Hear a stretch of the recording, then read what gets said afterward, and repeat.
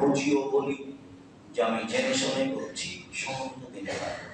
তাই আমাদের লক্ষ্য হুযায়ফা ইবনুল ইয়ামান একজন বিশিষ্ট সাহাবী। একাধিক আয়াতে রয়েছে কিভাবে পৃথিবী ভেঙে যাবে। সময়ের গতিতে হবে আজকের জন্য হুযায়ফা ইবনুল ইয়ামান রাদিয়াল্লাহু তাআলা আনহু বলেন যে আন-নাস ইয়াসআলুনা আনিল খাইর, জনগণ রাসূলকে জিজ্ঞাসা করত কল্যাণ সম্পর্কে, কিভাবে জান্নাত পাওয়া যাবে, কিভাবে জান্নাত থেকে বাঁচা যাবে। এইগুলো ছিল জনগণের জিজ্ঞাসা। অকুন্ত আসআলুনির সাথে মাখাফাতা ইফরিকা, আর আমি নিজে হুযায়ফা ইবনুল ইয়ামান বিশিষ্ট সাহাবী, আমি জিজ্ঞাসা করতাম অনিষ্ট সম্পর্কে, খারাপ। মাখাফাতা ইফরিকা, এই আশঙ্কায় যে খারাপ কখনো আমাকে ধরে নেবে, আমি হয়তো বুঝতে পারবো না। আমার জীবনের কোন এক সময় অন্যায়, অবিচার, হারাম, অরাজকতা, লুটতরাজ, অবিচার চলে আসবে, তখন আমার পরকাল হারিয়ে যাবে। এই জন্য আমি প্রায় আল্লাহ রাসূলকে অনিষ্ট সম্পর্কে জিজ্ঞাসা করতাম। মর্মে একদিন বললাম, আল্লাহ রাসূল, ইন্না কুন্না ফি জাহিলিয়াতিন শাররি, আমরা ছিলাম পাপের মধ্যে, অনিষ্টের মধ্যে। আমাদের কাজকর্মের নাম ছিল জাহেলি, একটা কাজও ঠিক ছিল। তো আমরা ছিলাম পাপের মধ্যে এবং জাহেলিয়াতের মধ্যে। ফাজাল্লাহু তাআলা বিহাদাল খাইর, এখন তো আল্লাহ তাআলা আমাদেরকে কল্যাণ দিয়েছেন, ইসলাম এসেছে, কোরআন মাজিদ এসেছে, আমরা তখন ভালো, আমরা তখন ভালো, আমরা এখন মুসলিম, জাহেলিয়াত নেই, সত্য কথা বলি, ন্যায় অন্যায় বিবেচনা করে চলি, পাঁচ ওয়াক্ত সালাত আদায় করি, যেগুলো ইবাদত সেগুলো করি, এখন তো আমরা ভালো। আচ্ছা রাসূল, হাল বাদা হাদাল খাইর মিন শাররি, এই ভালোর পরে কি খারাপ আসবে, এটা জিজ্ঞাসা। এই ভালোর পরে কি খারাপ আসবে? কারণ হ্যাঁ, এই ভালোর পরে খারাপ আসবে, সরাসরি এটা বলব। তো আমি আবার জিজ্ঞাসা করলাম, আল্লাহ নবী, ওয়াহাল বাদা যালিকা খাইর মিন শাররি, ওয়াহাল বাদা যালিকা শাররি মিন খাইর, ওই খারাপের পরে কি ভালো আসবে? এখন তো ভালো, এরপরে খারাপ আসবে, তো ওই খারাপের পরে কি ভালো আসবে? আল্লাহ না, অভিয়ে দেখান ভালো হবে গোলাটি, অভিয়ে দেখান ভালো হবে গোলাটি, ভালো হবে ধোঁয়া যুক্ত। বললাম, আমার দেখানো ধোঁয়াটি কি জিনিস, ঘোলাটি কি জিনিস, এটা তো বুঝলাম না। তখন আল্লাহ রাসূল বলছেন, দেখো, কওমুন ইহতাদুনা বিগাইরি হুদায়া ওয়া ইয়াসতামুনা বিগাইরি সুন্নাহ, আলেম ওলামা, জনগণ, এক শ্রেণীর মানুষ আমার আদর্শ ছাড়াই অন্য আদর্শে চলে বলবে, এটা আসলে আমার সুন্নাত ছাড়াই অন্য সুন্নাত ধরে বলবে, এটা আসলে সুন্নাত।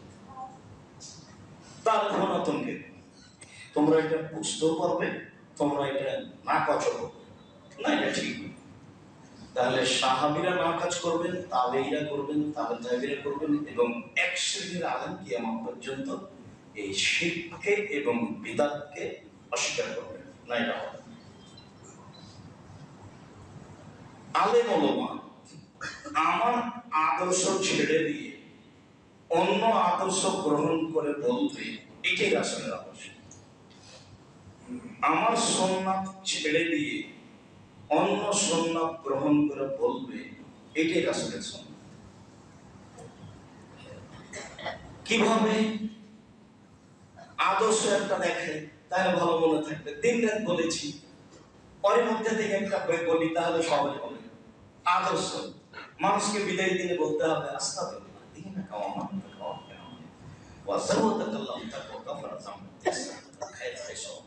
এটা হলো বিদায়ের আদর্শ। তা আপনার বিদায় হলে এই যে টাটা ভাই, আমার আদর্শ ছেড়ে দিয়ে অন্য আদর্শ ধরে এনে বলবে, এটাই ধরেন থ্যাংক ইউ, জাযাকাল্লাহ খাইর, এগুলো আপনি দিন রাত আমার মুখে শুনেছেন, তো আমার আদর্শ ছেড়ে দিয়ে অন্য আদর্শ ধরে নিয়ে করবে, এটাই রাসূলের আদর্শ। সুন্নাত, সুন্নাত কত আছে তার কোনো হিসাবই নেই, কত আছে। আপনার প্রসিদ্ধ দুরূদে ইব্রাহিম পড়তেন, তা আপনি বলছেন আল্লাহুম্মা সাল্লি আলা সাইয়্যিদিনা মুহাম্মদ। সুন্নাত। একটা লাশকে সামনে রেখে, লোকটা মারা গেছে, কাপড় দিয়ে তাকে ঢেকে দিতে হবে, ওযু দিয়ে গোসল দিতে হবে। কেন আপনি তাকে উঠাচ্ছেন, বসাচ্ছেন, তারপর পেশাব পায়খানা পেট চাপতে বের করছেন, নখ কাটছেন? 241টা বেদাত আছে এক মৌসুমের দিকে পাবেন। দেখেন একটা বইয়ের সিরিয়াল দেওয়া আছে আব্দুল রহমান মমর্ষ হতে কবর পর্যন্ত।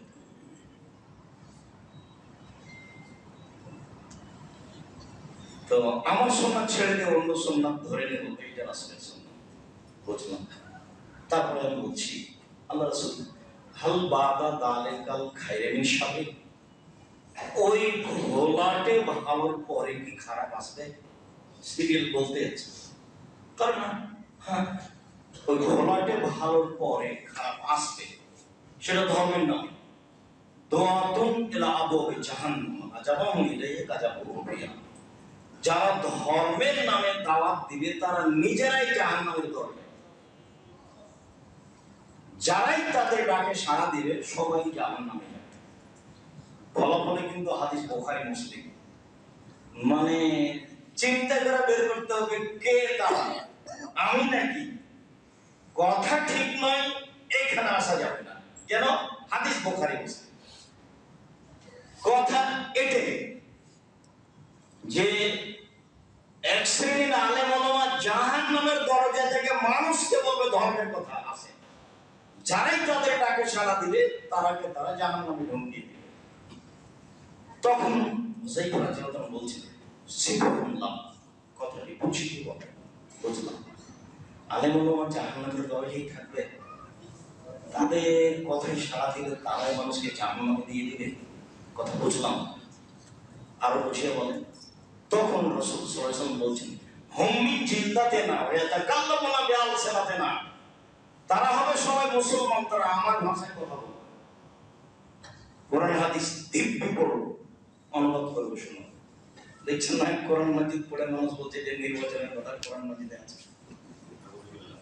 মিলাদ পড়ে বলছে যে আল্লাহ বলছেন মিলাদ করতে হবে, সাহাবী করলেন না, তাবী করলেন না, তাবী করলেন না, ইমাম আবু হানিফা রাহিমাহুল্লাহ করলেন, ইমাম শাফি করলেন না, মালিক করলেন না, পৃথিবীর কোন বড় আলেম করলেন না, বলছে কোরআন মাজিদে আছে। হুম মিন জিল্লাতিনা, এটা রাসূলের মুখের ভাষা। ইয়াতাকাল্লামুনা বিআলসিনাতিনা, তারা হবে মুসলমান আমার চামড়া, তারা আমার ভাষায় কথা বলবে। তখন হুযায়ফা রাদিয়াল্লাহু আনহু বলছেন ফাতামুরনি আদানি যাবে, পরিস্থিতি এমন হলে কি করতে হবে বলেন? তাহলে তো কঠিন হয়ে গেল। আলেম ওলামাই যদি ধর্মের নামে কোরআন হাদিস পেশ করে, তাহলে এখন কি করব বলেন? তখন আল্লাহ রাসূল বলছেন তালজাম জামাতুল মুসলিমিন ওয়া ইমামাহু, তখন একটা সঠিক দল এবং সঠিক দলনেতা খুঁজো। তখন হুযায়ফা রাদিয়াল্লাহু আনহু বলছেন জামাতুল ওয়া ইমামাহু, যদি সঠিক দল সঠিক দলনেতা খুঁজে না পাই তাহলে কি করব? চলছে কথা একটা প্রায় শুরু হয়ে যেত। তখন বলছেন ভাবতাছেন তিলকা ফেরাকাতুল্লাহ, সব দলগুলি ছেড়ে দাও, ওয়ান্তাউযবা আসলি শাজারাতে, গাছের আড়ে একাই লুকিয়ে থাকো, হাত্তা ইদরাকাল মউত, মরে যাও, আসমানে। ধর্মের নামে ভুল সিদ্ধান্তে যেতে হবে না,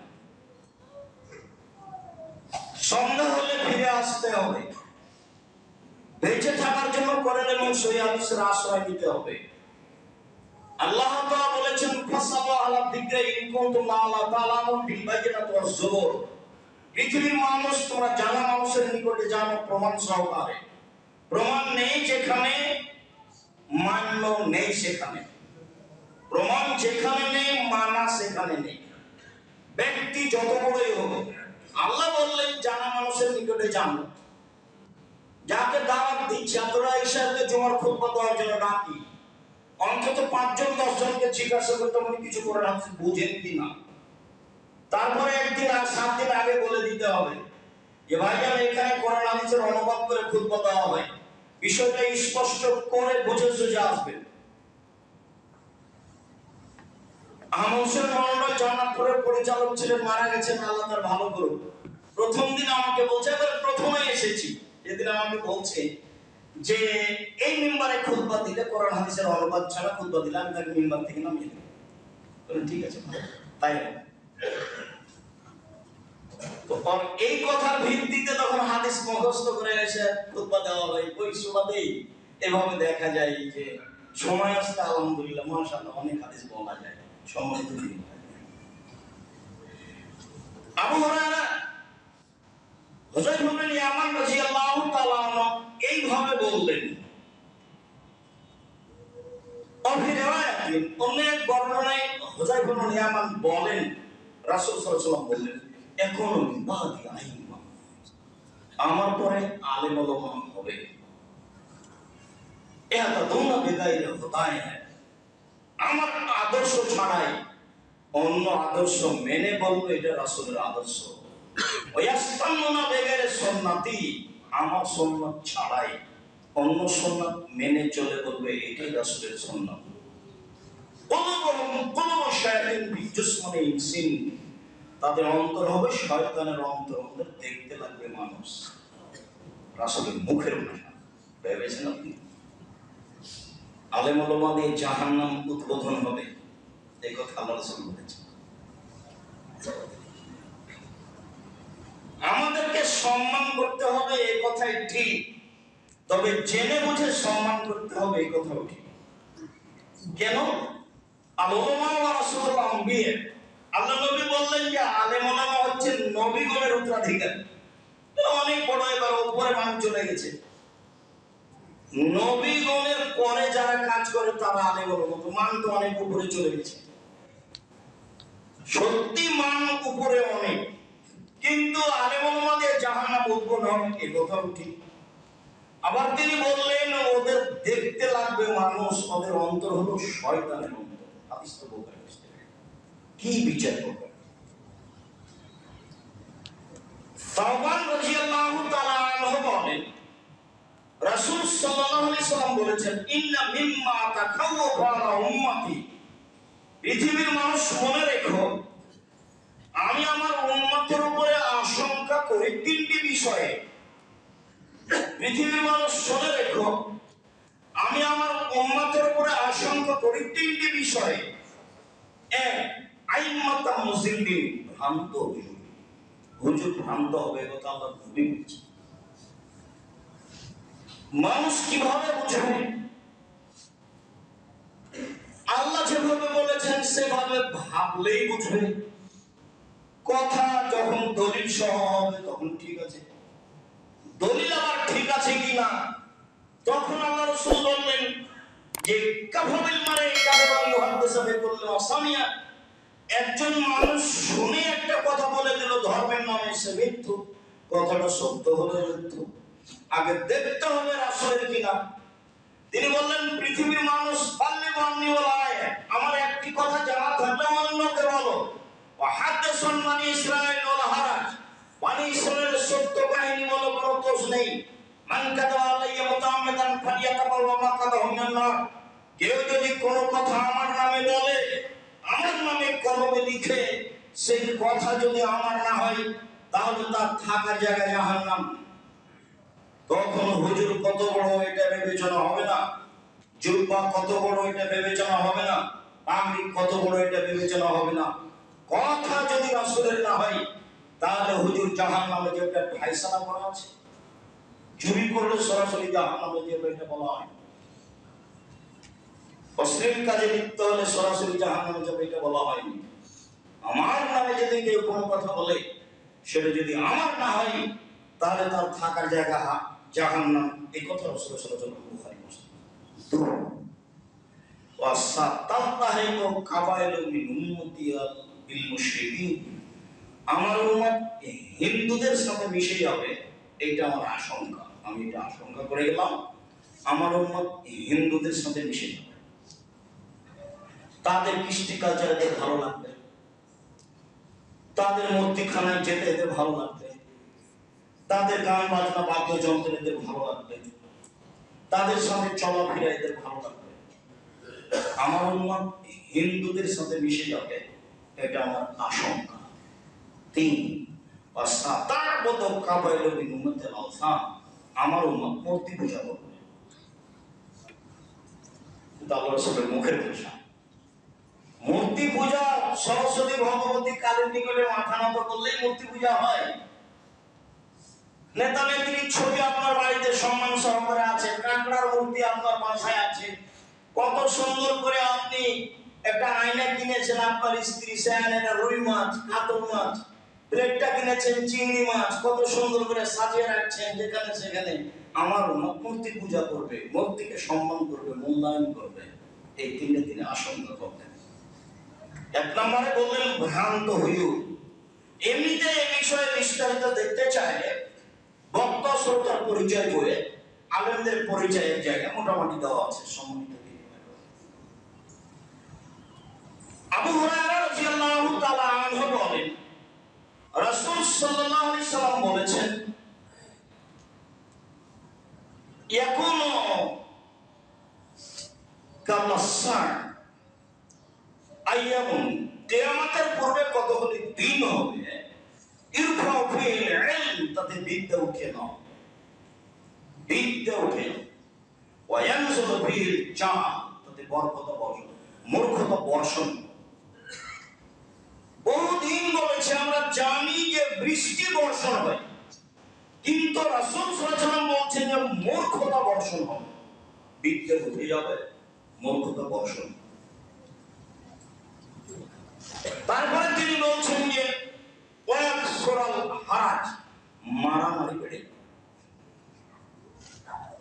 এমন সময় আসবে যাতে বিদ্যা উঠে যাবে, মূর্খতা বর্ষণ হবে, মারামারি, হইচই, দাঙ্গামা, হামলা, মামলা, মোকদ্দমা, সব অন্যায় অবিচার অরাজকতা সমাজে নেমে আসবে। আব্দুল্লাহ ইবনে মাসউদ রাদিয়াল্লাহু তাআলা আনহু বলেন, রাসূল সাল্লাল্লাহু আলাইহি সাল্লাম বলেছেন, লা তাকুমুস সাআ, কিয়ামত হবে না, হাত্তা ইরফাল ইলম, যতক্ষণ পর্যন্ত বিদ্যা তুলে নেওয়া হচ্ছে, ওয়ায়ানজুল জাহল, মূর্খতা বর্ষণ না হচ্ছে। বিদ্যা উঠে যাবে, মূর্খতা বর্ষণ হবে। ওয়ায়াকসুরাল কিযব, মিথ্যা কথা বেড়ে যাবে, যে সে মিথ্যা কথা বলবে। মিথ্যা বড় কিছু নয়, মিথ্যা বড় কিছু নয়। মিথ্যা দিয়ে সুবিধা উপার্জন করা মানুষ প্রয়োজন মনে করবে, একবারে অহরহ মানুষ মিথ্যা কথা বলবে, কিয়ামতের লক্ষ্য। অথচ রাসূল সাল্লাল্লাহু আলাইহি ওয়াসাল্লাম বলছেন, পৃথিবীর মানুষ শুনে রেখো, কেউ যদি তর্ক ছেড়ে দেয়, সত্য হলেও তর্ক করবে না, আমি মুহাম্মদ সাল্লাল্লাহু আলাইহি ওয়াসাল্লাম তাকে একটা জান্নাতে ঘর নিয়ে দিব। তিনি বলেন, মজাক করা হলেও কেউ যদি মিথ্যা ছেড়ে দেয়, আমি মুহাম্মদ সাল্লাল্লাহু আলাইহি ওয়াসাল্লাম তাকে একটা জান্নাতে ঘর নিয়ে দিব। তিনি বলেন, সবচেয়ে ভালো চাল চলন যার, তাকে আমি জান্নাতুল ফেরদাউস নিয়ে দিব। সেখানে মিথ্যা হবে স্বাভাবিক ব্যাপার, কিয়ামতের লক্ষণ। তিনি বলেন, ইয়াতাকারাবুস সামা, যুগ ঘন ঘন হবে। এই যে 2025, তাই কখন শেষ 2026, এই যে চলে গেল। সেই দিন তো দেখলাম 22, দেখি আজকে 26। যুগ ঘন ঘন, খুব তাড়াতাড়ি পার।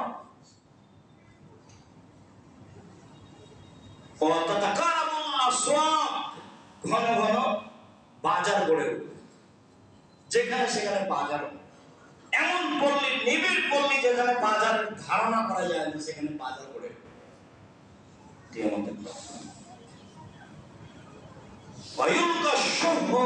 কৃপণতা মানুষের উপরে চাপিয়ে দেওয়া, মানুষ দান খারাপ করতে চাইবে।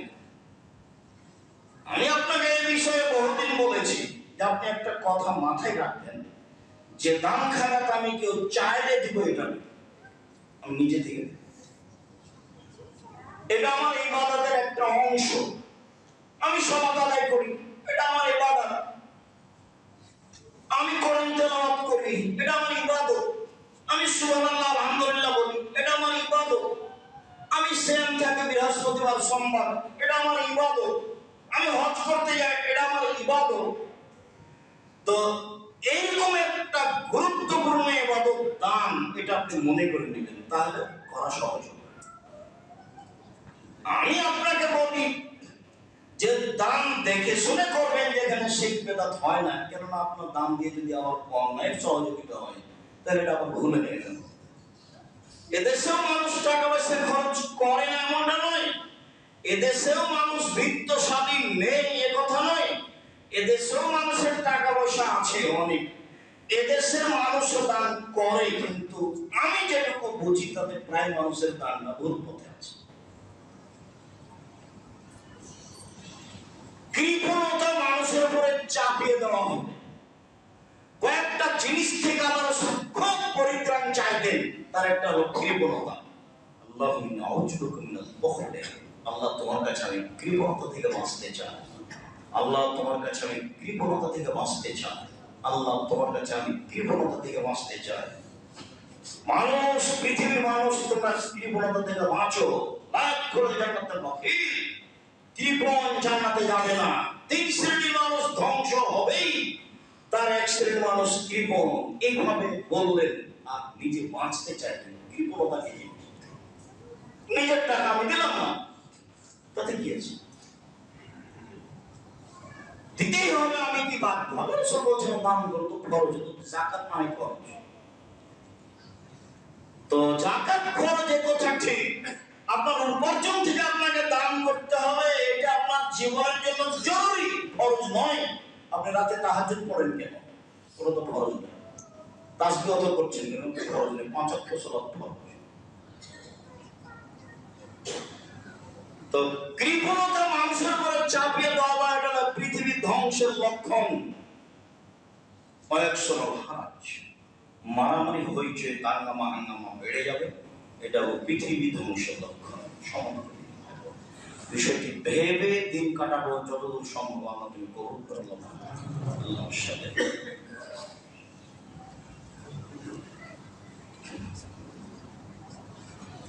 আলহামদুলিল্লাহ ওয়াহদা, সালাতু ওয়াসসালামু আলা মান লা নাবিয়্যা বা'দা।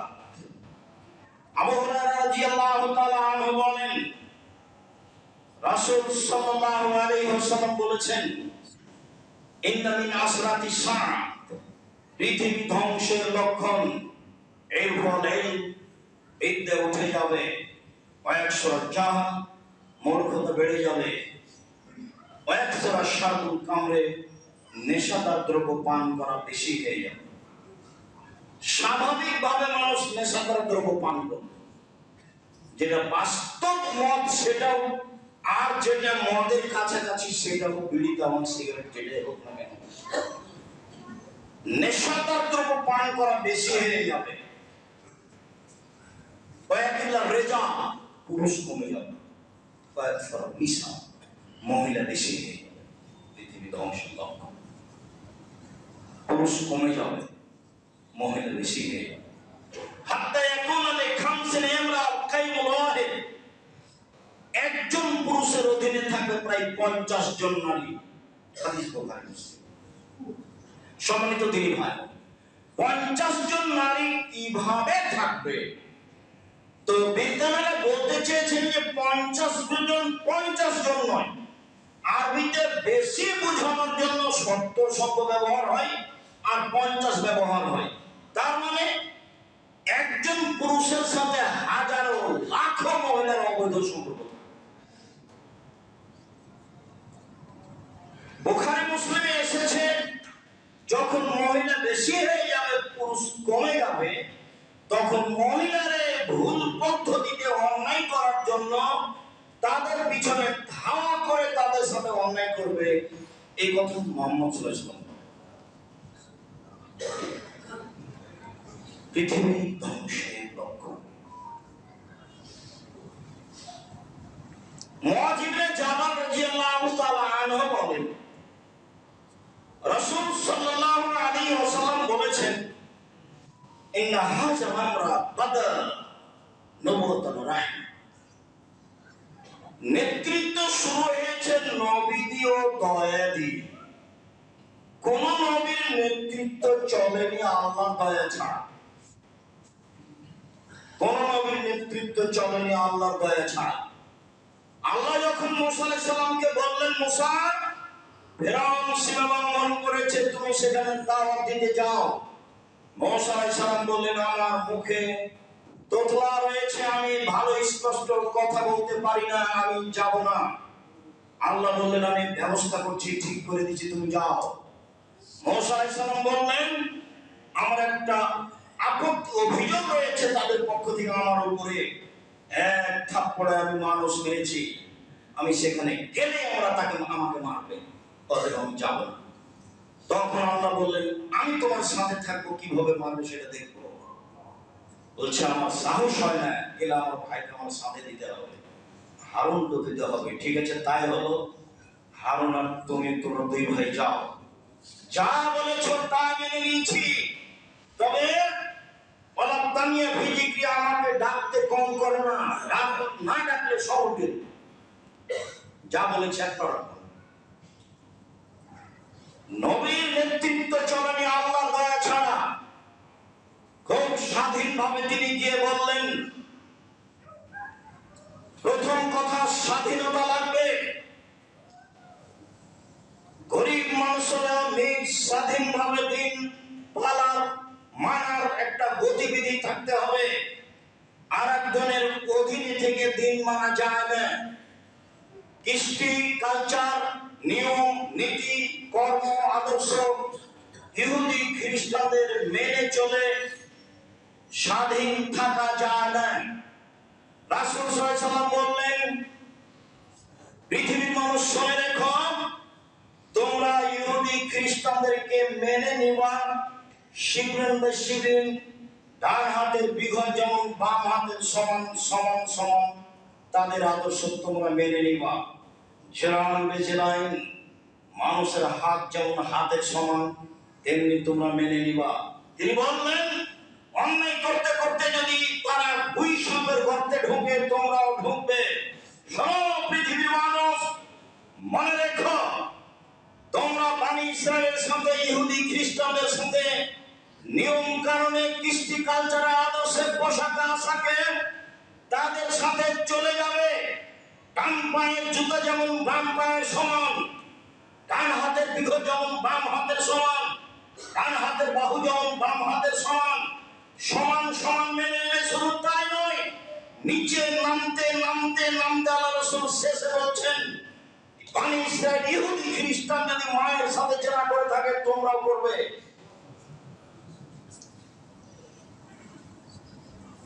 এরা নিজের আদর্শের টিকে থাকতে পারবে না, নিজের ব্যক্তিত্বের উপরে টিকে থাকতে পারবে না, স্বাধীন হয়ে বেঁচে থাকার সুযোগ গ্রহণ করবে না।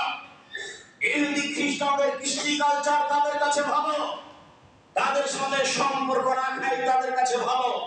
শুনুন, তিনি বললেন, শুনে রেখো, মনে রেখো, ইহুদি খ্রিস্টানের সাথে মিশে থাকার পরিণতি তারা যেটা করেছে জাহান্নাম সেটাই হবে। তিনি বললেন, বনি ইসরায়েলকে ছেড়ে দেন, আগে স্বাধীন হতে চায়। তখন ফেরাউন বলল, কে তুমি? তুমি কি শিশুকালে, তোমাকে কি শিশুকালে আমি লালন পালন করিনি? ফেরাউন বলছে, তুমি কি বহু বছর আমার মাঝে থাকোনি?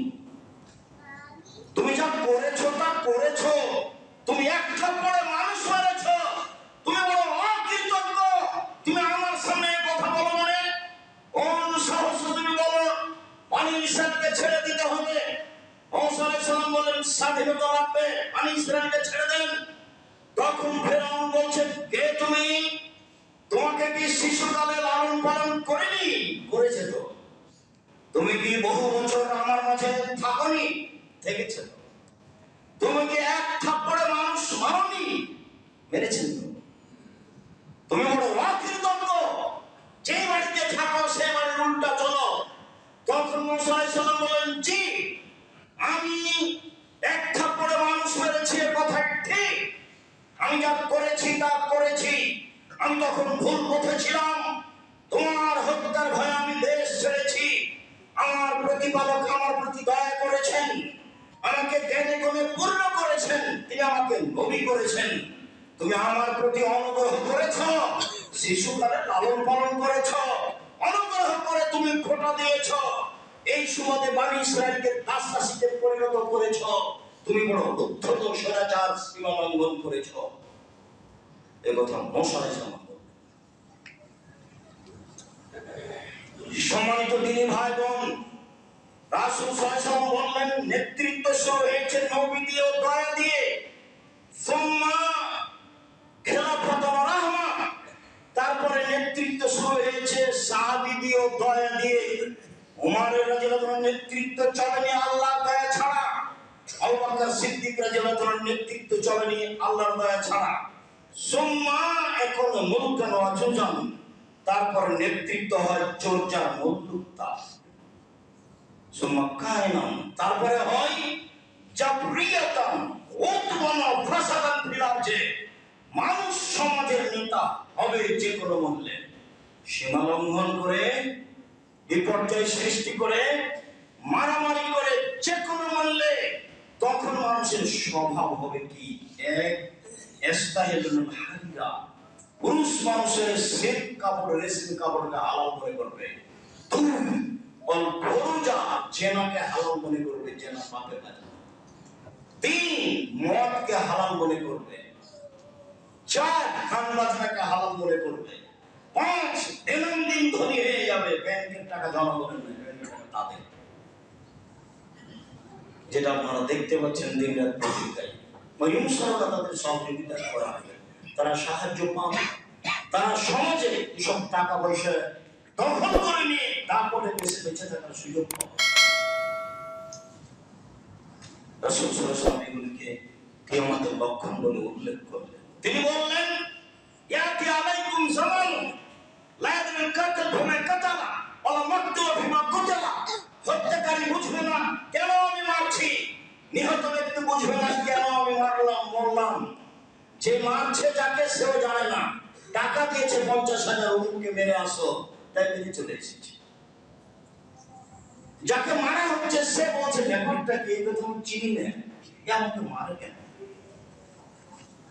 বহুদিন বলা আছে, ঢাকা জেলে 20 বছর 30 বছর থেকে বহু মানুষ আছে, ও নিজেই জানে না আমি কেন জেলে।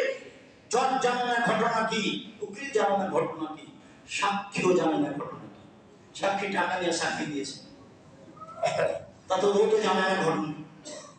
উকিল তো জানে না, যেভাবে বলে দিয়েছে সেভাবে করছে। জজ তো এগুলো জানেই না, তাহলে যে সাজাচ্ছে শুধু সেই জানে, আর কে জানে? লায়দরিল কাতিল বিমা কাতালা ওয়ালা মাকতুল বিমা কুতিলা, কিয়ামতের লক্ষণ। হত্যাকারী বুঝবে না কেন আমি মারছি, নিহত ব্যক্তি বুঝবে না কেন আমি মরলাম। আবু মুসা আশআরী রাদিয়াল্লাহু তাআলা আনহু বলেন, রাসূল সাল্লাল্লাহু আলাইহি ওয়াসাল্লাম বলেন, কাইফা বিকুম বিজামানিন, তোমাদের কি হবে, যুগের কি হবে? আবু মুসা, তোমাদের কি হবে, যুগের কি হবে? তোমাদের কি হবে, যুগের কি হবে? যুগের বলুন না সরকার পালাতান, যেদিন মানুষ মানুষের প্রতি জুলুম অন্যায় অবিচার করবে, সেদিন তোমাদের কি হবে, যুগের কি হবে? আবু মুসা, যেদিন মানুষ মানুষের উপরে জুলুম করবে, সেদিন তোমাদের কি হবে, যুগের কি হবে? আতাকা হুসালাতু মিনান নাস, সমাজে যারা থাকবে তারা আগাছা, তাদের কাছে কোনো বুদ্ধি পাওয়া যাবে না, কোনো সাহায্য সহযোগিতা পাওয়া যাবে না। সেদিন তোমাদের কি হবে, যুগের কি হবে? মানে যাতে ওহুদুম আমানাতাহুম, সেদিন মানুষ ওয়াদা অঙ্গীকার পূরণ করবে না, সেদিন মানুষ আমানতদার হবে না। মাদ্রাসার সভাপতি, মসজিদের সভাপতি, স্কুলের দায়িত্বশীল, চেয়ারম্যান, মেম্বার, এমপি, মন্ত্রী, জেল সুপার, যারা যেখানে থাকবে 10 পয়সা নির্দ্বিধায় লুটে খাবে। সেদিন তোমাদের কি হবে, সেদিন যুগের কি হবে? সেদিন তোমাদের কি হবে, সেদিন যুগের কি হবে? তখন বলছেন তোমার নাম, আপনি বলেন কি করতে হবে? তখন আমার রাসূল বলছেন যে তা খোঁজো না, মা তারিখো না, যেটা ভালো মনে করো সেটা গ্রহণ করি, অত্যাচার না মাতঙ্কের উপর, যেটা খারাপ মনে করো সেটা ছেড়ে দিও। আর যখন বাড়িটা বন্ধ, বাড়িতে থেকো, মুখখান বন্ধ রেখো, মুখখান বন্ধ রেখো, বাড়িতে থাকিও, ভালো যেটা বিবেচনা আছে সেটা গ্রহণ করিও, মন্দ যেটা বিবেচনা আছে সেটা ছেড়ে দিও। মুহাম্মদ সাল্লাল্লাহু আলাইহি ওয়াসাল্লাম মুখের ভাষায় উত্তর দিলেন। আবু মুসা আশআরী রাদিয়াল্লাহু তাআলা আনহু বলেন, রাসূল সাল্লাল্লাহু আলাইহি ওয়াসাল্লাম বললেন, শোনো, এমন একদিন চলে আসবে মানুষের সামনে, হাত্তা ইয়াকতুলান নাসু আবাহু ওয়া উম্মাহু ওয়া যাকারাবাতিহি ওয়া ইমাবিহি। মানুষ তার পিতাকে মারবে, মানুষ তার ভাইকে মারবে, মানুষ তার ভাইয়ের ছেলেকে মারবে, মানুষ তার নিকট আত্মীয় স্বজনকে মারবে। তখন সাহাবীগণ বলেন, কি লাইসালানা ওকরো না? মানুষ পিতাকে মারবে কিভাবে? মানুষ মাকে মারবে কিভাবে? মানুষের বিবেক থাকবে না? মানুষের কি কোনো বিবেকই থাকবে না? তখন বলছেন, না, তুমি যখন আকসারে জালিকা জামান, মানুষের বিবেকই থাকবে না, মানুষের বিবেচনাই থাকবে না, বিবেচনা দিয়ে কোনো কাজ করবে না, শুধু অন্যায়। সমাজে যারা কথা বলবে তারা হবে নিম্ন শ্রেণীর মানুষ, বোকা শ্রেণীর মানুষ, কম বুদ্ধির মানুষ। সমাজে যারা কথা বলবে তারা নিম্ন শ্রেণীর মানুষ। আবু হুরায়রা রাদিয়াল্লাহু তাআলা আনহু বলেন, রাসূল সাল্লাল্লাহু আলাইহি ওয়াসাল্লাম বলেছেন, তাতি আলাইকুম সালাওয়াতুন খাদাতুন, পৃথিবীর মানুষ শুনে রেখো, অচিরেই তোমাদের সামনে চলে আসছে প্রতারণায় পরিপূর্ণ যুগ। যুগের সবকিছুই প্রতারক, সবাই প্রতারক, প্রতারণায় পরিপূর্ণ যুগ, যুগটাই প্রতারণায় পরিপূর্ণ। কেউ কাউকে বিশ্বাস করতে পারবে না। যাকে খুব বিশ্বাস করে আপনি টাকা পয়সা দিয়েছেন, পরের দিন সে টাকা মেরে দিয়েছে। আপনি ভেবেছিলেন মাটির উপরে সবচেয়ে বিশ্বস্ত। আর আমি নিজেও দেখেছি, আমি যখন টাকা পয়সা দিয়েছি তখন আমি মনে করেছি আমিও ফেরেশতা, আর যাকে দিয়েছি সেও ফেরেশতা। বাস্তবে দেখা গেল না, আমিও তো ফেরেশতা, ওও তো ফেরেশতা। যে ঘটনা আছে, জামিয়া সালাফের সাথে সম্পৃক্ত হওয়ার পরে আমি দেখতে পাচ্ছি, অবাক হতে হয়। যাকে ফেরেশতা ভেবেছিলাম সে আসলে ফেরেশতা নয়, সে মানুষ। অবাক হতে হয়, কিভাবে প্রতারণা দিতে পারে? সে কি আমার ব্যবসার টাকা পয়সা এভাবে লুটে নিতে পারে? আল্লাহ রাসূল বলছেন, শুনে রাখো, যদি প্রতারণায় পরিপূর্ণ থাকবে, বিশ্বস্তকুল কাদেব, মিথ্যাকে সত্যবাদী বলা হবে। ইকদ্দাম সাদেক, সত্যকে মিথ্যাবাদী বলা হবে। মিথ্যা সত্য, সত্যই মিথ্যা। হুবহু রাসূলের মুখের কথা বলছি। ওয়ুতামাল খায়নো, আত্মসাৎকারী আমানতদার বলা হবে। ওয়ুখামাল আমিনো, আর ভালো মানুষকে আত্মসাৎকারী বলা হবে। আত্মসাৎকারী ব্যক্তিকে বলা হবে আমানতদার, আর আমানতদারকে বলা হবে আত্মসাৎকারী। একবারে হুবহু মুখামুখি। নিম্ন শ্রেণীর মানুষ সমাজে কথা বলবে, সাহাবীরা বলেন, কি জিনিস বুঝলাম না। আপনি যে ভাষা বললেন রোয়াবে, যেটা বুঝতে পারলাম না, উপরের কথা বুঝেছি। তখন আল্লাহ রাসূল বলছেন, সমাজের বড় নেতৃত্ব জিতবে যারা, তারা হবে একেবারে নিম্ন শ্রেণীর মানুষ, ইতর শ্রেণীর মানুষ। হাদিসে এসেছে, আবু হুরায়রা রাদিয়াল্লাহু তাআলা আনহু বলেন, রাসূল সাল্লাল্লাহু আলাইহি ওয়াসাল্লাম বলেছেন, লা তাকুমু সাআত হাত্তা ইয়াকুন আশাকান নাসে লোকা আপনি লোকা। যতদিন পর্যন্ত মানুষের কাছে প্রিয় মানুষ না হচ্ছে ইতরের সন্তান ইতর। মরণের দিন আসবে এই বইয়ে কিয়ামতের লক্ষণে এই হাদিসের বাংলায় লেখা আছে, ইতরের সন্তান ইতর। নিম্ন শ্রেণীর মানুষের সন্তান, নিম্ন শ্রেণীর মানুষ যখন সমাজের দায় দায়িত্ব পালন করবে প্রায় অংশে, এই কথাটা বোঝাতে গিয়ে বক্তব্যের মাঠে বলা আছে যে রংপুর, দিনাজপুর, লালমনিরহাট, নীলফামারী, কুড়িগ্রাম, পঞ্চগড়, ঠাকুরগাঁও, গাইবান্ধা, বগুড়া, জয়পুরহাট, এইসব ডিস্ট্রিক্টের ভাষায় বেন্যার বাচ্চা বেন্যা যেদিন সমাজের দায়িত্ব পালন করবে সেদিন কিয়ামত হবে। রাজশাহী, নাটোর, নওগাঁ, চাঁপাইনবাবগঞ্জ এইসব ডিস্ট্রিক্টের ভাষায় ছোট লোকের বাচ্চা ছোট লোক যেদিন সমাজের দায়িত্ব পালন করবে সেদিন এমন হবে। ঢাকার ভাষায় ভাষাকে বলতে না, তবে এতটুকু বলছি, অমুকের বাচ্চা অমুক, অমুকের পোলা অমুক, বাচ্চা অমুকের পোলা অমুক। আমি তো শব্দ বলতে পারি। অমুকের পোলা অমুক যখন এরকম সমাজের দায়িত্ব বড় দায়িত্ব পালন করবে, তখন মনে করতে হবে এখন সময় চলে এসেছে।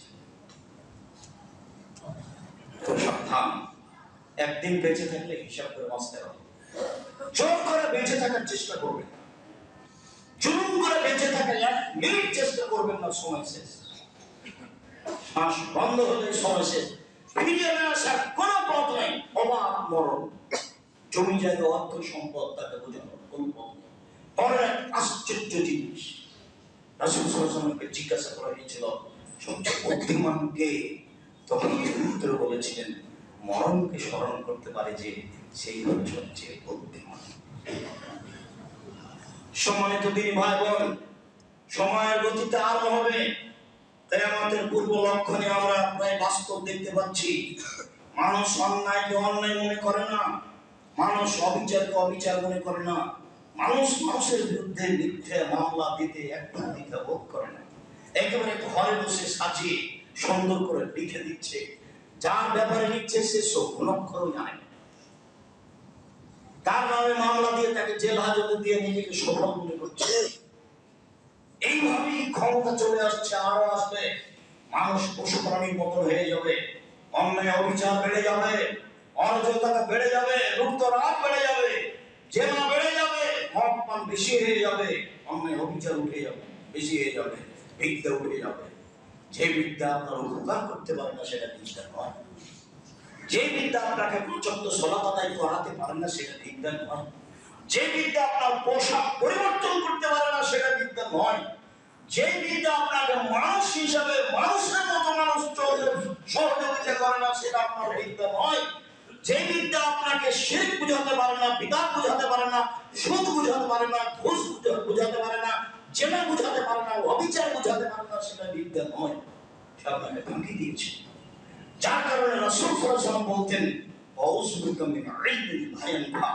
ওই বিদ্যা চায় না যে বিদ্যা উপকার করে। তাহলে মানুষের বিদ্যা উপকার করবে না, এই কথাটি উনি নিজেই বলছেন যে আমি ওই বিদ্যা চাই না যে বিদ্যা উপকার করে। আমি কালবিন লা ইয়াখশা, ওই অন্তর চায় না যে অন্তর আল্লাহর ভয়ে কাঁদে না। আমি নাফস লা তাসবা, ওই আত্মা চায় না যে আত্মা তৃপ্তি লাভ করে না। খালি খালি খালি এই আত্মা আমি চাই না। ওই দোয়া করতে চায় না যে দোয়া কবুল হয় না, যখন তখন তো সালাম ফেরার পূর্বে বলতেন। ওই বিদ্যা চায় না যে বিদ্যা উপকার করে না। ওই অন্তর চায় না যে অন্তর আল্লাহর ভয়ে কাঁদে না। ওই আত্মা চায় না যে আত্মা তৃপ্তি লাভ করে না। ওই দোয়া তোমার দরবারে করতে চায় না যে দোয়া কবুল হয় না। এভাবে তিনি দিন-রাত বলতেন। আপনাকে এই অংশে এসে আমি আন্তরিকভাবে অনুরোধ জানাচ্ছি যে সত্য সত্যই পৃথিবীর বাস্তবতা যা, সেটা বিদ্যার দিকে হোক, সামাজিক ভাবে হোক, নেতৃত্বের দিকে হোক, পোশাক আশাকে হোক, এখন প্রায় মানুষ ভুল পথের দিকে চলে গেছে। একজন মানুষ, পুরুষ মানুষ মাথায় টুপি দিয়ে আছে, তার ছেলে নগ্ন, তার মেয়ে নগ্ন পোশাক পরে আছে, তার কাছে এটা ভারী। বাজনা চলছে দোকানে, টুপি মাথায় দিয়ে দোকানে বসে আছে, জিনিস বিক্রি করছে, তার কাছে এটা ভারী। পিতা স্কুলের মঞ্চে বসে আছে, মেয়ে নাচছে, তার কাছে এটা ভারী লাগে। বড় খুশি যে আমার মেয়ে ভালো নাচতে পারে। অবাক কথা। আপনি বলেন বিদ্যা কি জিনিস? বিদ্যা যদি মানুষের ক্ষতি করে তাহলে সেটা বিদ্যা নয়। খুব শেষে এসে আন্তরিকভাবে অনুরোধ জানাচ্ছি যে কিয়ামতের লক্ষণ আমাদের মাঝে প্রায় বিরাজ করছেন, মর্মে সতর্ক হই। রাসূল সাল্লাল্লাহু আলাইহি ওয়াসাল্লাম বলছেন, কবর দেখে কোন কোন মানুষ কবরের উপরে গড়াগড়ি পড়বে, পরিবেশ পরিস্থিতি এত জটিল খারাপ হবে, আর আফসোস করে বলবে, আমি কেন মরলাম না, এই কবরটা আমার কেন হলো না, আমি কেন মরলাম না, এই কবরটা আমার কেন হলো না। এক শ্রেণীর মানুষ পরিস্থিতিতে আফসোস করে কবরবাসীর কবরে যাওয়ার করবে যে আমি যদি এই কবরবাসী হতাম তাহলে তো আমি সব ঝামেলার মধ্যে থাকতাম। দিন দিন দিন যত যাবে পরিবেশ পরিস্থিতি তত কঠিন হবে, অন্যায় অবিচার সমাজে তত বেশি হবে, জেনাচুর ডাকাতি সমাজে তত বেশি হবে। মর্মে সম্ভবপর প্রাণ করে চেষ্টা করি আল্লাহ মর্মে পরামর্শ হিসাব নিকাশ করে বিবেচনা করে দিন কাটায়। এক, দুই, এই মসজিদের সাথে হিফজখানা চলে, এইটাকে হিফজখানার সাথে সাথে এখানে যেন কেতাবখানা থাকে, কোরআনের শিক্ষা দেওয়া হয়, এই ব্যবস্থা নিতে হবে। কেন এদেশের লোক হিফজকে বিদ্যা মনে করেছে, মূলত হিফজ বিদ্যা নয়। একটা ছেলে হাফেজ হয়েছে তো ওর সূরা বাকারা মুখস্থ আছে আর আপনার সূরা নাস মুখস্থ আছে, পার্থক্য এই যে ওর বেশি আর আপনার কম। আপনিও যেমন জানেন না ওই তেমন কিছু জানেন। হিফজ যদি শেষ হয়ে যায় দিয়ে মাথায় রুমাল দিয়ে ঘুরে বেড়ায় তাহলে বুঝতে হবে যে আপনার ছেলের হাঁটুর উপরে হাঁটু অচল করে দেওয়ার জন্য চলতে না পারে, বাকি যুগের মানুষের বাড়ি দেখা মাথায় টুপিকে চেয়ে বেড়াবে। কাজে মূলত হিফজ কোনো বিদ্যা নয়। যারা ধনী মানুষ চাকরি রিটায়ার্ড হয়ে গেছে বলছে আমার বাপের নামে একটা হিফজখানা করেছি, বলুন হিফজ দিয়ে আপনি কি করবেন? ও তো কোরআন হাদিস বুঝে না, আপনার মধ্যে আর তার মধ্যে পার্থক্য কি বলুন দেখি। আপনার সূরা ফালাক মুখস্থ আছে আর কি আছে সূরা বাকারা, আপনি যেমন জানেন না কিছু ওই তেমন জানেন, দরুকে দরু পারা। বরং অনেক সময় আপনি তো কিছু দিন ধর্ম চর্চা করেন, ও মানুষের বাড়িতে খাবার তাহলে দিন ধর্ম চর্চা করেন, তাকে পড়ানো লাগে না, কমিলানে পড়ালে তো খুব দেখতে হয় না। আমরা 90 সালে 88 আগস্টের 20 তারিখ রোজ বুধবার থেকে শিক্ষকতা করি, 88 আগস্টের 20 তারিখ রোজ বুধবার থেকে। তারপরও ক্লাসে গেলে আগে একটু দেখি যে আল্লাহ এখানে কি বলেছে, দেখি ছেলেদের সামনে কি বলবো, তখন কিছু লাগে না। কাছেই ছোট হোক প্রতিষ্ঠান হিসাবে গণ্য করার চেষ্টা করেন যারা সমাজে দায়িত্বশীল আছেন, আমাদের পক্ষ থেকে আন্তরিক অনুরোধ করি। তারপরের কথাটি আমি আপনাকে শতবার বলে আপনি বিরক্ত হবেন না, মনে রাখবেন না, জামিয়া সালাফি কিভাবে চলে তা ছাত্র জানে না, জামিয়া সালাফি কিভাবে চলে তা শিক্ষক জানে না, জামিয়া সালাফি কিভাবে চলে তার নেব্রাসের সদস্যরা জানে না। নেব্রাস ইসলামিক রিসার্চ ফাউন্ডেশন অলাভজনক একটি সরকার অনুমোদিত ফাউন্ডেশন, তার অধীনে জামিয়া সালাফি চলে। সব জামিয়া সালাফি ঢাকা, জামিয়া সালাফি দিনাজপুর, জামিয়া সালাফি রাজশাহী, জামিয়া সালাফি চট্টগ্রাম, সময়ের গতিতে যেটা যখন গড়ে উঠবে সব নেব্রাসের অধীনে চলে। নেব্রাসের যারা সদস্য তারাও জানে না জামিয়া সালাফি কিভাবে চলে। সরকার ভাবে অডিটার, সরকারি এইসব রক্ষকরা বুঝে কিভাবে চলে, কিভাবে তাকে হিসাব রেডি করতে হবে। আমি মোটামুটি কিছু বুঝতে পারি। জামিয়া সালাফি বৈদেশিক কোন সহযোগিতাতে চলে, মুসলিম দেশ মুসলিম কান্ট্রি তার সহযোগিতাতে জামিয়া সালাফি চলে না। দেশের কোন বিত্তশালীতে জামিয়া সালাফি চলে না, দেশের সরকারি ভাবে সহযোগিতায় চলে না। জামিয়া সালাফি মাসে প্রায় 45 লক্ষ টাকা খরচ হয় বেতন। জামিয়া সালাফির একটা অংশ আছে আত্মাওয়ায়, তারা সারা বাংলাদেশ থেকে প্রতি 15 দিনের জন্য 25 থেকে 30 জন ইমামকে নিয়ে যায়, ফ্রি নিয়ে যায়, ফ্রি খাওয়ায়, ফ্রি পয়সা পাতি দেয়, ফ্রি ফেরত দেয়, যাতে করে মসজিদের সভাপতির প্রতি হানি না হয়। প্রতি 15 দিনের জন্য 25 থেকে 30 জন মানুষ আছে প্রশিক্ষণ দেওয়া, এর জন্য 6 জন লোক আছে। জামিয়া সালাফি অনলাইন আলিদেশাম টিভি আছে, জামিয়া সালাফি আপনার প্রশিক্ষণের ব্যবস্থা আছে। আমি জামিয়া সালাফি প্রায় 700 অধিক মক্তব চলে। জামিয়া সালাফি 50টা প্রশ্ন উত্তর আলিদেশাম পত্রিকা আছে, যাওয়ার সময় একটা পত্রিকা হাতে করে যাবেন। আপনি বিশ্বাস করেন আপনার টাকা দিয়ে আমি পত্রিকা চাই, আমি আমার টাকা দিয়ে, আমার কোনো টাকা নেই, আমরা বাদ করে জমিদার নয়, আপনার টাকা দিয়ে পত্রিকা ছাপানো হয়। 12 জন খালি মুফতি আছে, আপনার টাকা দিয়ে তাদেরকে রাখা আছে। কেন আপনি পড়েন? আমার দাবি আপনি পড়বেন। আমার কোনো স্বার্থ নেই। জামিয়া সালাফির আমি 5 পয়সা সুবিধা ভোগ করি না, জামিয়া সালাফির আমি 5 পয়সা সুবিধা ভোগ করি না। আমি জামিয়া সালাফের বেতন নিই না, জামিয়া সালাফের ডাক্তারি না। আমি আল্লাহকে বলছি, আমার মনে বড় সাত, এই দেশের মাটি তুমি উন্নত মানের প্রতিষ্ঠান গড়বে করবে, যেখানে ছেলে মেয়ে বাংলা ইংরেজি আরো উন্নত মানের শিক্ষা অর্জন করে জাতির অন্যায়ের বিরুদ্ধে লড়বে মুক্তিকরণ মিলিয়ে। সেই দাবিতে আমি বলি, যেখানে মসজিদে যে ছেলেটা খিদমত করার নাম যেন কি, ও পত্রিকা দেয় আলিতে পত্রিকা 50টা প্রশ্নের উত্তর ফতোয়া বোর্ডে পাস করে ফতোয়া দিতে হবে। ব্যতিক্রম পত্রিকা আলিতে পত্রিকা কোনো ভালো থাকে যেন। জামিয়া সালাফের যত বই পুস্তক বের হয়, যেমন আজকের আলোচনা আছে, আপনার মনোনিক দিন আসবে এই বই, আপনি এগুলোকে মূল্যায়ন করবেন। আমি আপনার কাছে জামিয়া সালাফের এই বিষয়গুলি তুলে রেখে দিন রাত যেটা বলে থাকি সেটা আজকেও বলছি। আপনার কাছে আমার একটা দাবি, মানুষ হিসাবে দিন, ভাই হিসাবে দিন, বোন হিসাবে একটু মুখে বলবেন আল্লাহ তুমি জামিয়া সালাফে করুন, আমি খুশি হব। কোনোদিন সময় হলে দেখতে যাবেন জামিয়া সালাফে, আপনাকে ভালো। আর আমি আপনাকে 10 টাকা দিতে বলছি না, তবে আপনার 10 টাকা ছাড়া জামিয়া সালাফে গড়ে উঠুক এটা আমি চাই। কেন? আমার খুব দৃঢ়তা কাজ করে। শিরক মুক্ত প্রতিষ্ঠান জামিয়া সালাফিয়া, বিদআত মুক্ত প্রতিষ্ঠান জামিয়া সালাফিয়া, দল মুক্ত প্রতিষ্ঠান জামিয়া সালাফিয়া, সংগঠন মুক্ত প্রতিষ্ঠান জামিয়া সালাফিয়া, হিংসা মুক্ত প্রতিষ্ঠান জামিয়া সালাফিয়া, দেশের সর্ববৃহৎ প্রতিষ্ঠান জামিয়া সালাফিয়া, শিক্ষা মানে উন্নত মানের প্রতিষ্ঠান জামিয়া সালাফিয়া, অনেক শিক্ষক বিদেশ বিদেশের এই প্রতিষ্ঠান জামিয়া সালাফিয়া। আপনার ভালোবাসা আমি ঐকান্তিক ভাবে কামনা করি, এই জন্য আপনি দোয়া করবেন। আর আপনি 10 টাকা দিয়ে অংশগ্রহণ করে থাকবেন বিচারের মাঠে টিকে থাকার জন্য, আমি বলে রেখেছি আপনাকে, সেই জন্য আপনি ক্ষতিগ্রস্ত হন সেটা আমি চাই। কুকুর পতিতালয়ের মহিলা যদি কুকুরকে পানি পান করে জান্নাত পেতে পারে, জামিয়া সালাফে 10 টাকা দান করলে আপনি জান্নাত পাবেন ইনশাআল্লাহ। এটা দৃঢ়তা কাজ করে। এই দৃঢ়তার ভিত্তিতে আপনাকে আমি জামিয়া সালাফে ভালোবাসতে বলি। যেদিন আমি আসি সেদিন আপনি মনে করবেন আব্দুল রাজ্জাক সাহেবের সাথে জামিয়া সালাফে আছে। কেউ বলতে পারবে না জামিয়া সালাফের কথা, কেউ কোন শিক্ষক রশিদ বই বাইরে ব্যবহার করতে পারবে না। কোন শিক্ষক যদি জামিয়া সালাফের রশিদ বই বাইরে ব্যবহার করে তাহলে তার জরিমানা হবে। কেউ জামিয়া সালাফের কথা বলতে পারবে না, কেউ আদায় করতে পারবে।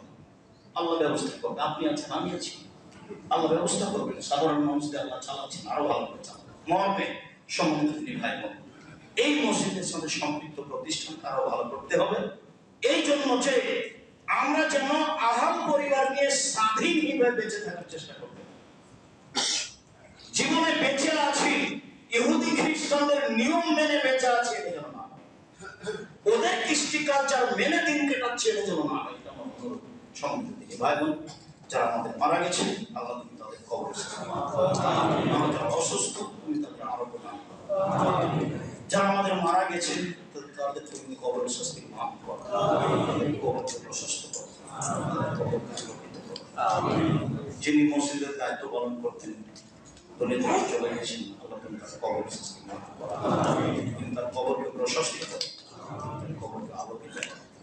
আমাদের ছেলে মেয়েকে তুমি হেফাজত করো, আমাদের ঈমান তুমি শক্ত করো, তোমাকে সন্তুষ্ট করে দুনিয়া থেকে বিদায় নিতে চাও।